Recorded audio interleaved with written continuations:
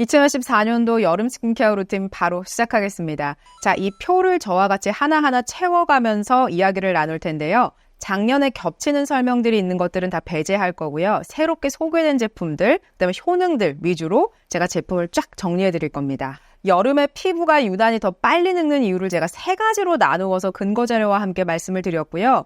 가장 우리가 고민 많은 거 바로 열 때문이죠. 모공이 늘어진다거나 모공이 확장된다거나 탄력이 저하된다거나 주름이 발생된다거나 아니면 홍조 같은 것들이 생길 수 있습니다. 이런 것들을 그러면 우리가 화장품으로 어떻게 케어할 수 있을까? 탄력이 저하되거나 주름 발생하거나 이런 것들은 안티에이징을 해줘야 되는데요. 제가 참 많이 강조드렸던 안티에이징 성분에는 펩타이드, 매트릭스라고도 하죠. 그다음에 레티놀, 나이아시나마이드 이런 것들이 있었습니다. 제품별로 다 각기 나이아시나마이드의 함량이라던가 레티놀의 함량들이 조금씩 다르기 때문에 제가 피부 타입별로 어떤 제품 쓰세요? 라는 것을 제가 뒤에서 한번 짚어드릴 거예요. 바로 홍조와 민감 피부 있었죠? 그럴 때 제가 한번 강조드렸던 것이 칼라민이라는 성분, 바로 징크 옥사이드라고 하는 성분이 있었습니다. 징크 옥사이드가 우리 피부 위에서 하는 것은 피부를 빠르게 진정해주고 붉은기를 낮춰준다라는 부분이 있었어요. 자, 그리고 민감 피부가 꼭 써야 되는 거 바로 세라마이드 콜레스테롤 지방산이라고 하는 3리피드 요거를 꼭 써줘야 됩니다. 이거를 써줘야 되는 이유는 이미 세라마이드 콜레스테롤 지방산이라고 하는 것은 우리 피부가 이미 갖고 있는 지질 구조죠. 그래서 외부적으로 그 화장품으로 충전해줬을 때 우리 피부가 빠르게 재생되는 그러한 효과도 같이 갖고 있습니다. 그렇기 때문에 세라마이드 콜레스테롤 지방산은 내가 봄, 여름, 가을, 겨울 상관없이 늘 내가 재생을 위해서 피부의 근본적인 건강을 위해서 내가 챙겨가야 되는 제품이다. 이렇게 이해하시면 됩니다. 자, 2번째 이유는 땀, 물놀이, 냉방 이런 것들 때문에 수분이 날아가죠. 사실상 겨울보다는 여름이 실외나 실내의 습도가 훨씬 더 높은 것은 맞습니다. 그렇다고 해서 보습제를 안 발라도 되나요? 이렇게 생각하시는 분들도 있는데요. 전혀 그렇지 않아요. 왜냐하면 오히려 우리가 바깥으로 수분을 빼앗기는 경우가 많습니다. 땀 흘려도 빼앗기게 되고요. 마르면서 가져가죠. 그리고 물놀이를 한다거나 냉방이 되게 많이 되는 실내 환경에서 계시다 보면 점점 더 수분을 빼앗기게 되고 그리고 스킨케어 루틴에서 그런 부분을 소홀하게 되면은 피부는 더 건조하게 되면서 각질도 탈락하면서 점점 더 내 피부가 왜 이러지? 라는 그러한 결과로 이뤄지게 됩니다. 그렇기 때문에 보습제를 잘 발라주셔야 되는데 여름에 부담스럽지 않게 바르실 수 있는 제품들이 있어요. 그런 제품들도 제가 다 하나하나 챙겨드릴 겁니다. 자, 그러면 보습에 있어서 여름에 절대로 놓치는 안 되는 성분 뭐가 있었죠? 바로 천연 보습인자 아미노산이라고 하는 게 있었죠.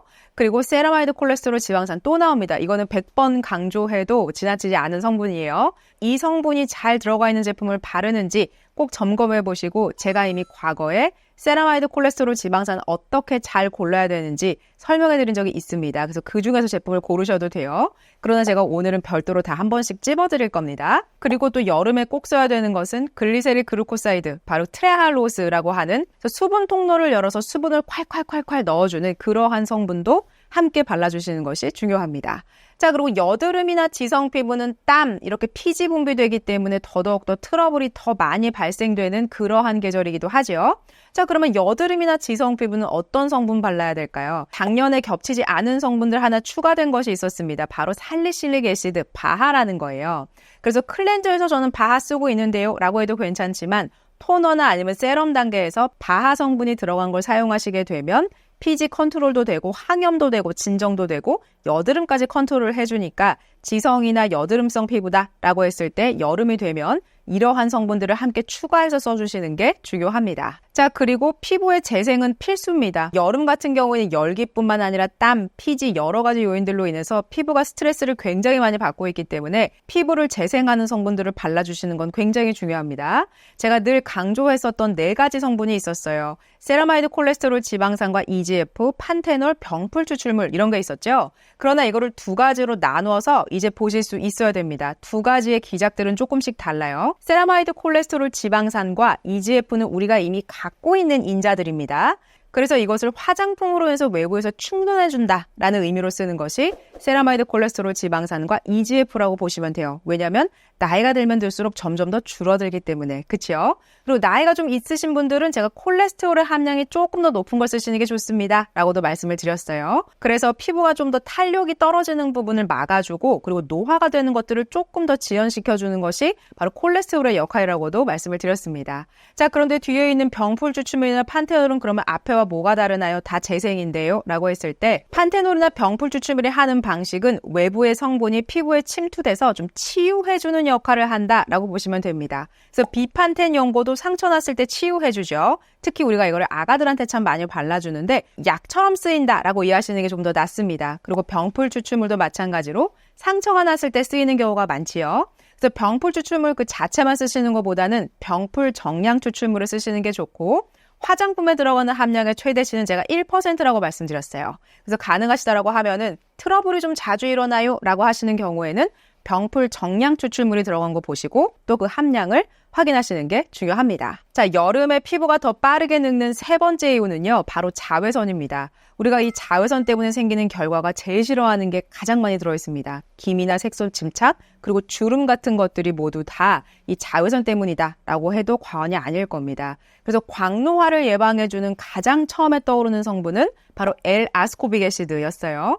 자, 그리고 또 우리가 꼭 써줘야 되는 것들은 뭐가 있었죠? 아하 같은 성분이 있었습니다. 왜냐하면 각질을 적극적으로 탈락해주는 데 있어서 아하의 역할이 아주 뛰어나기 때문이에요. 각질이 잘 탈락돼야 세포들이 새롭게 위로 올라오게 되면서 누가 봐도 저 사람 피부 참 좋은데? 라는 그 느낌을 주는 것이 바로 계속 피부가 건강하게 재생하고 있기 때문이겠죠. 그래서 아하를 적정한 함량 하에서 발라주시는 것도 중요합니다. 그리고 기미와 색소 침착을 위해서 우리가 꼭 발라야 되는 성분 트라넥사믹 애시드가 있었습니다. 하이드로퀴논과 비슷한 효과를 내면서 아주 뛰어난 미백 효과를 내는 것이 바로 트라넥사믹 애시드였어요. 그리고 거기에다가 플러스로 제가 감초 추출물이 들어간 것도 써주세요 라고 말씀을 드렸습니다.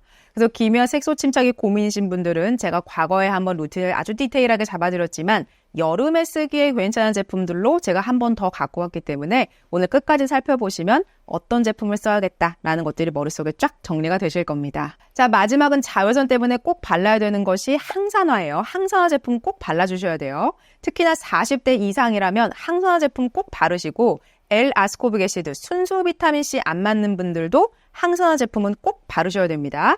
자, 항산화에서 아주 유명했던 성분들 4가지가 있었어요. 맨 처음이 홍차, 블랙티, 그래서 블랙티 토너 이런 것들 제가 한번 끼워 넣어주세요 라고도 말씀을 드렸고 그리고 녹차, 비타민 E, 이데베논 이런 성분들이 있었습니다. 그래서 이러한 성분들로 스킨케어 루틴을 꾸려주시게 되면 아무리 뜨거운 태양 때문에 지친 그런 피부라 할지라도 우리 피부를 좀 더 건강하고 예쁘게 가꾸실 수 있습니다. 자, 그러면 스킨 타입별로 어떤 성분이 들어간 어떠한 구성으로 해야 되는지 지금 바로 살펴볼게요. 자, 먼저 제가 건성 피부부터 짚어드릴게요. 자, 처음에 토너는 제가 어떻게 잡았냐면 항산화나 모공을 좀 신경 써주세요 라는 마음으로 이렇게 제가 구성을 했습니다. 한율 빨간상 보습 탄력 에센스였어요. 이 안에는 뭐가 들어가 있었냐면 나야시나마이드 2%가 들어가 있었습니다. 나야시나마이드 2%가 하는 것은 피부 장벽을 재건하는 것, 피부 장벽을 케어해주는 것, 그러한 역할을 잘했죠. 근데 한율 안에는 빨간 쌀, 그러니까 쌀 추출물이 함께 들어가 있어서 보습력까지 같이 채워줬습니다. 그래서 보습과 영양, 장벽 케어하고 싶어요 라고 할 때 건성이 이 제품 쓰시면 좋고 이 제품이 또 좋은 점이 너무 무겁지 않지만 그래도 여름에 쓰기에 괜찮은 에센스이자 토너예요. 첫 단계에 쓰시면 피부가 편안해집니다. 혹은 난 이건 좀 너무 무거운 것 같아요. 저는 맑게 흐르는 토너를 쓰고 싶어요 라고 하신다면 이니스프리로 가셔도 됩니다. 이니스프리 중에서 블랙티 유스 이낸싱 트리트먼트 에센스라는 게 있었는데요. 그래서 제가 설명을 드릴 때 세럼보다는 토너가 함량이 좀 더 높은 것 같아요 라고 제가 설명을 드렸어요. 그래서 건성 피부 같은 경우에는 항산화 역할을 하는 것을 맨 처음에 넣을지 아니면 나는 촉촉한 토너로 시작하고 싶다 라고 하면 이렇게 둘 중에 하나를 골라서 쓰시면 됩니다. 아침엔 뭐가 필수일까요? 건성 피부는 당연히 순수 비타민C입니다.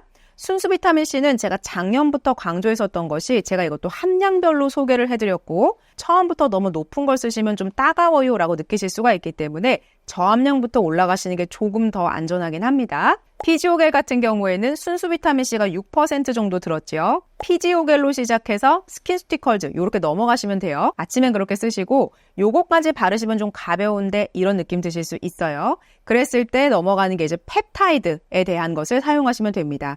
건성 피부가 사실은 조금 더 자글자글 주름이 잘 생기거든요. 그 이유가 피지 분비가 잘 안 되고 늘상 건조하기 때문에 피부에 점점 더 짜글짜글 갈라지는 것처럼 더 빨리 잔주름이 생기게 됩니다. 그렇기 때문에 우리는 주름을 예방하는 성분을 잘 이해하고 바르시는 게 중요한데요. 그래서 제가 펩타이드 성분을 꼭 넣었어요. 그래서 펩타이드 같은 경우에는 르누베르 펩타이드 에멀전 소개해드린 적이 있고 그리고 아로셀 보틀케어 모공케어 앰플이라는 게 있었습니다. 그래서 이 제품을 둘 중에 하나를 비타민C 다음에 발라주셔도 괜찮습니다. 그리고 저녁 때는 뭘 바르셔야 되죠? 토너 바로 다음에 레티놀 바르셔야 돼요. 비타민C와 겹치지 않게 바르시는 거 잊지 마시고, 제가 레티놀 같은 경우에는 최근에 4세대 레티놀들을 한번 쫙 짚어드렸어요. 이제는 우리가 레티놀의 중급자 정도는 되기 때문에 이제는 좀 알고 씁시다 라는 마음으로 제가 레티노이드, 가장 효과가 빠르지만 자극감이 없는 HPR을 제가 소개해드린 적이 있습니다. 그래서 지금 보고 계시는 이러한 제품들을 위주로 사용을 하시되 제가 이거 함량도 다 적어드렸어요. 그래서 낮은 함량부터 고함량으로 가시되 처음부터 0.2나 0.5 정도 쓰셔도 막 피부가 뒤집어지게 만드는 그러한 성분들은 아니기 때문에 처음부터 쓰셔도 괜찮습니다. 그래서 입문자와 중급자로 나눠드렸고요. 그래서 입문자에는 닥터 오라클이나 메디큐브, VT 코스메틱, 그리고 중급자는 디 오디너리나 VT 코스메틱에서 0.5 혹은 아떼 바이탈 A 프라임 레티놀 앰플 요런 거를 써주시게 되면은 크게 무리 없이 사용하실 수 있습니다. 그래서 건성 피부는 꼭 저녁 때 레티놀 써주시고 우리는 항상 주름이 빨리 발생할 수 있는 그러한 조건을 갖추고 있다라는 것을 염두에 두시고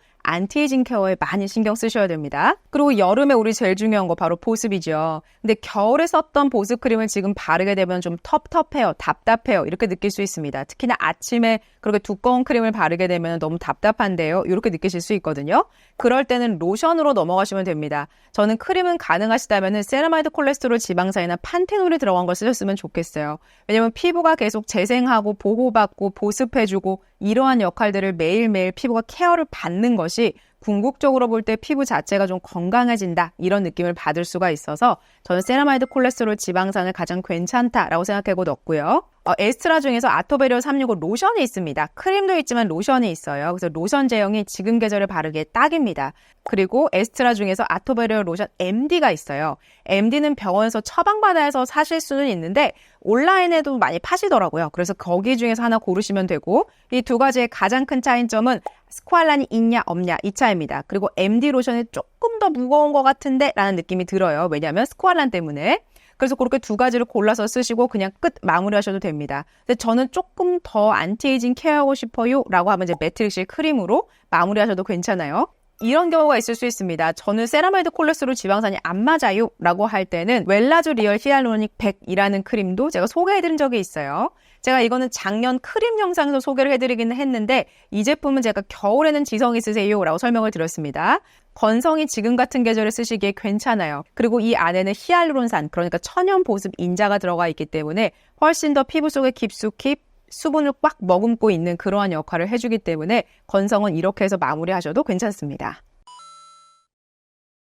다음은 지성 여드름성 혹은 남성 피부에 적합한 루틴입니다. 토너 단계에서 저는요 스페인 감초 뿌리 추출물이 들어가거나 아니면 판테놀이나 아하 들어간 거 이런 거 쓰시면 저는 참 좋겠다는 생각이 들어요. 왜냐하면 지성이나 여드름 피부 같은 경우에는 각질이 항상 많이 쌓여있을 확률이 높습니다.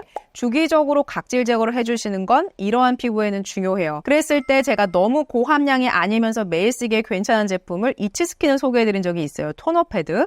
그래서 첫 단계에서 토너 패드 한 1분 정도 올려놓으신 다음에 싹 떼고 그 다음 단계로 넘어가시면 됩니다. 대신에 이 제품을 저녁에 쓰신다라고 하면 레티놀과는 겹치지 않게 쓰시는 게 좋아요. 물론 함량 자체가 높지는 않아서 괜찮기야 하겠지만 그래도 혹시나 레티놀과 함께 썼을 때 레티놀 함량이 높게 되면 피부가 뒤집어질 수도 있기 때문에 두 가지는 겹치지 않는 것이 좋습니다. 그리고 트러블 자체를 좀 원천적으로 좀 차단하고 싶어요. 좀 덜 올라오게 하고 싶어요 라고 할 때는 병풀 추출물 아줄렌, 나이아시나마이드, 티트리 이 네 가지 성분이 함께 들어가 있는 거를 써주세요 라고 제가 강조를 드렸고 제가 르누베를 참 여러 번 보여드렸어요. 그래서 첫 단계에서는 토너를 르누베로 써주시는 것도 좋은 선택입니다. 다음은 레티놀인데요. 여드름 피부도 레티놀을 쓰셔야 됩니다.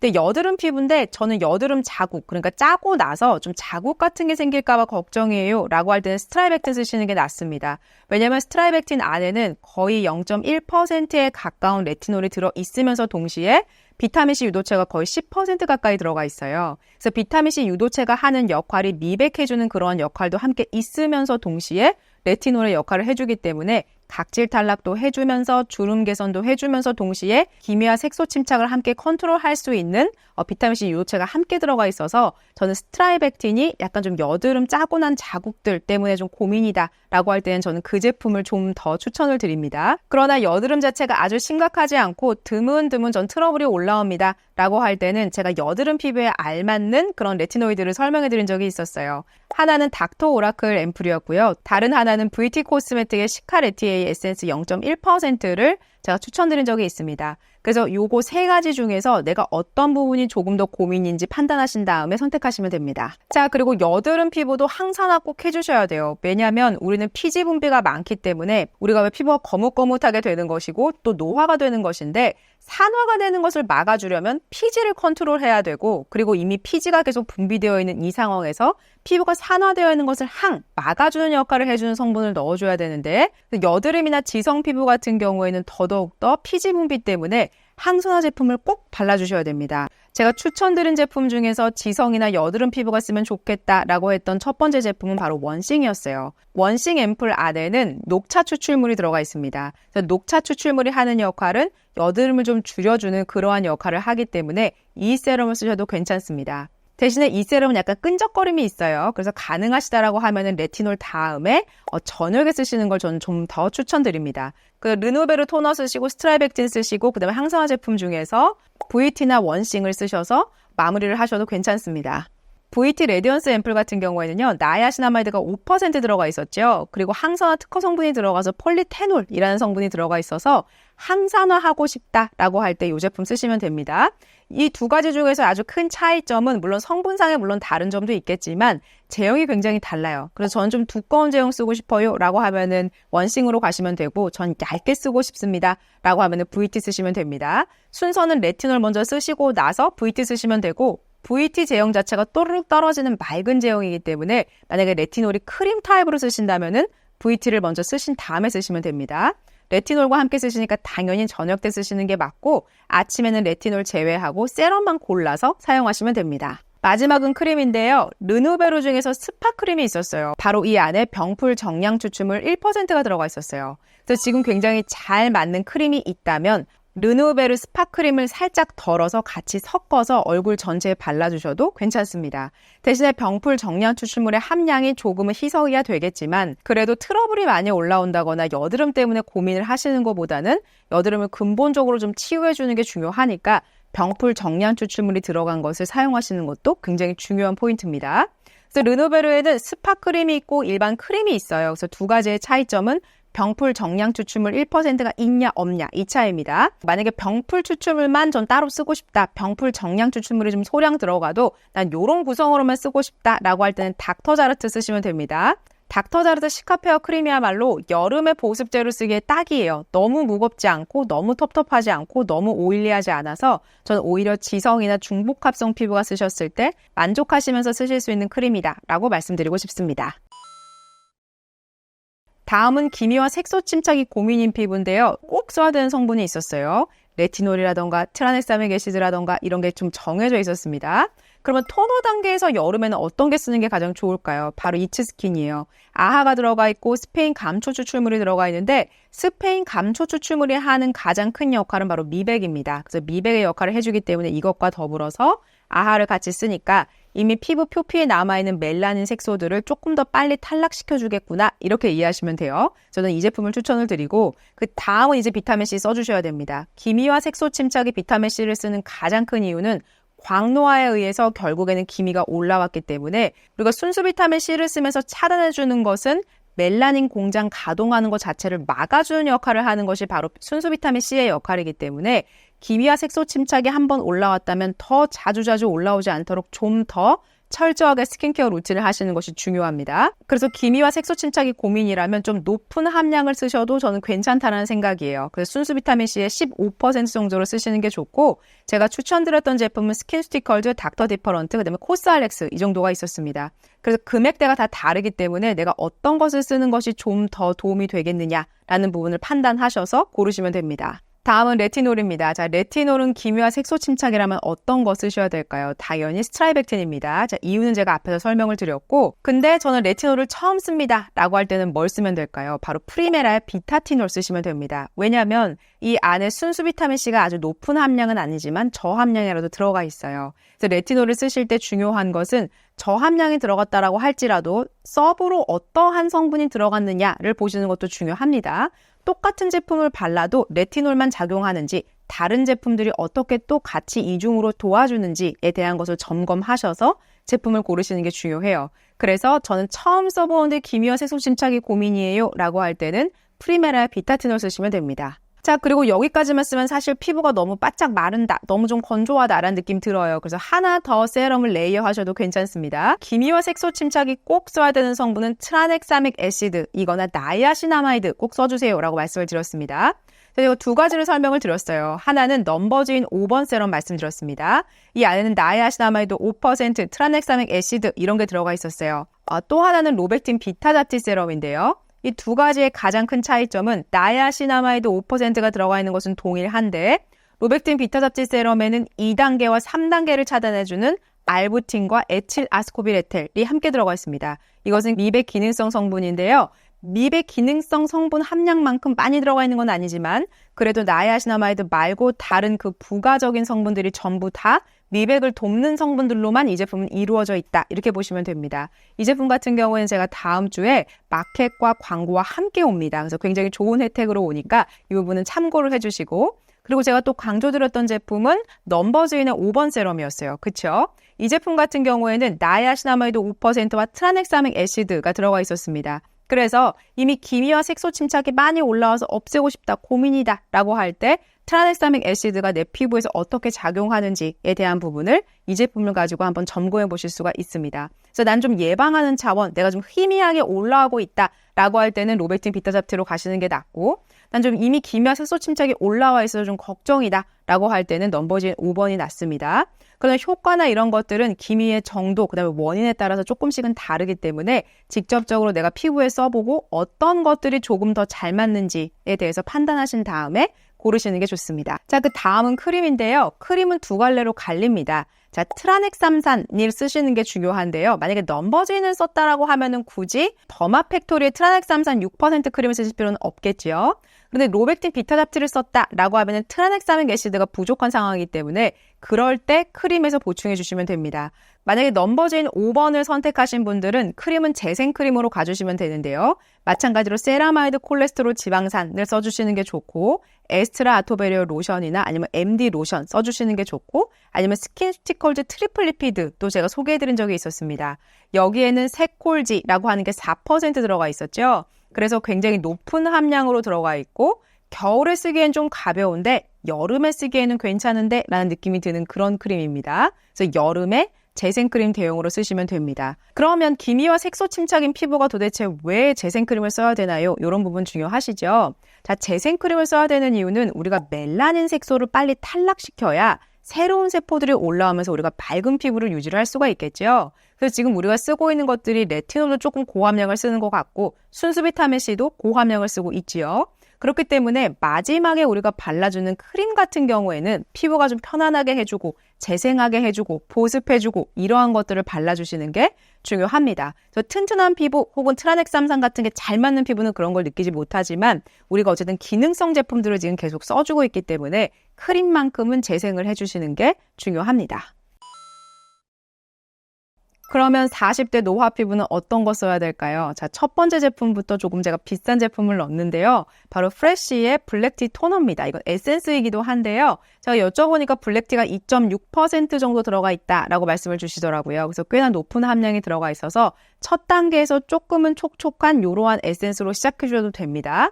자, 그리고 우리는 순수 비타민C는 필수예요. 왜냐하면 이미 이제 나이가 들어가고 있고 피부에 강력한 항산화 역할을 해주는 이러한 성분들이 꼭 필요하기 때문에 L-아스코빅 애시드, 그러니까 순수 비타민C를 조금 고함량으로 발라주시는 거 중요합니다.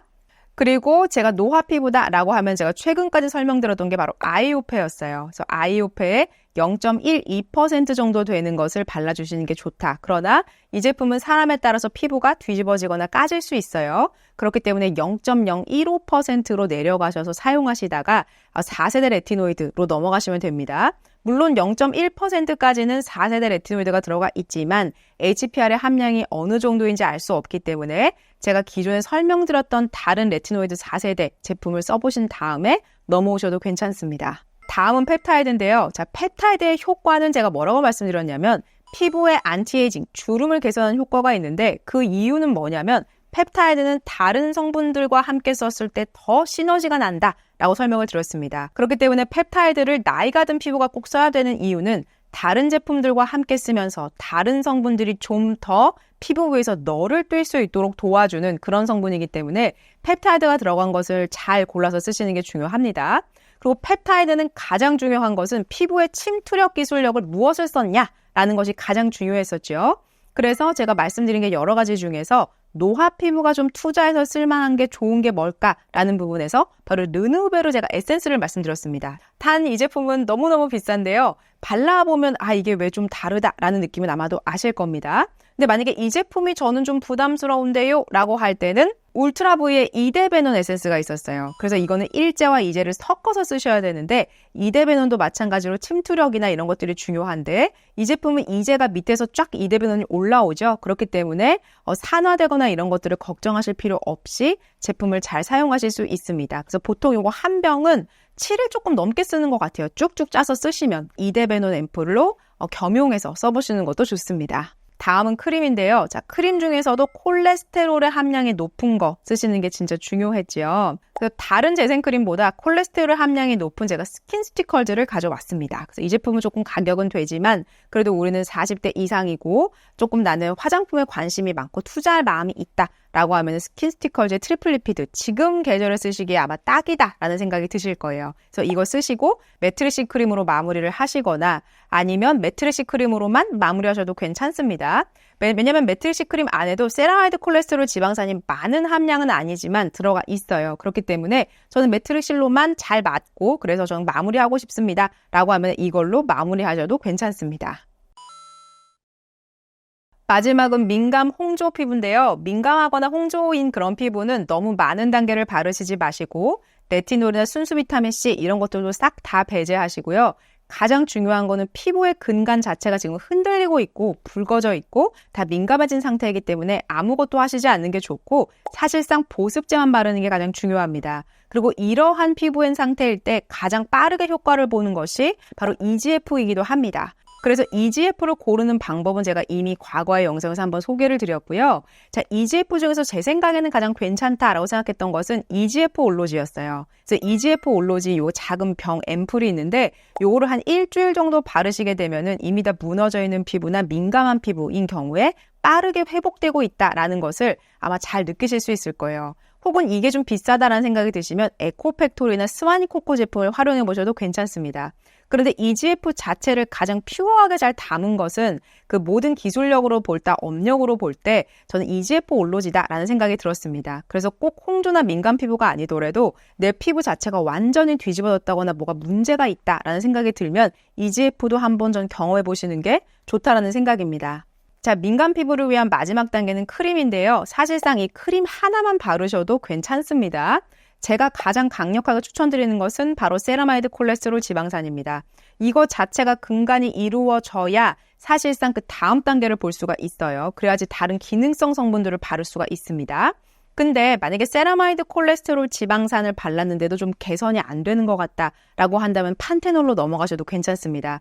판테놀이나 병풀 추출물은 외부에서 들어와서 치유를 해주는 역할이 더 강하기 때문에 뭔가 내가 뒤집어졌고 피부가 다 붉어졌고 이런 상황에서는 판테놀이나 병풀 추출물이 들어가 있는 게 가장 좋습니다. 만약에 난 조금 더 케어하고 싶어요 라고 한다면 세라마이드 콜레스테롤 지방산과 판테놀 두 가지의 크림을 사서 둘 다 저는 함께 바르셔도 괜찮다는 의견입니다. 왜냐면 홍조와 민감 피부가 가장 아쉬운 것이 정말 좋은 기능성 제품들을 바를 수 없기 때문이에요. 왜냐면 피부 근간이 다 지금 무너져 있는 상황이니까 다른 예쁜 것으로 색칠하거나 더 뭐 주름을 개선한다거나 이런 것들은 생각조차 할 수 없다라는 것이거든요. 그렇기 때문에 홍조와 민감 피부 같은 경우에는 최소 2주에서 한 달 정도는 한 가지 제품으로만 꾸준히 바르면서 피부 자체가 좀 튼튼해지는지에 대해서 지켜보시는 게 중요합니다. 오늘은 많이 기다려주셨던 2024년도 여름 스킨케어 루틴을 준비를 했습니다. 오늘도 도움이 되셨다면 구독과 좋아요, 알림 설정까지 부탁드릴게요. 고맙습니다.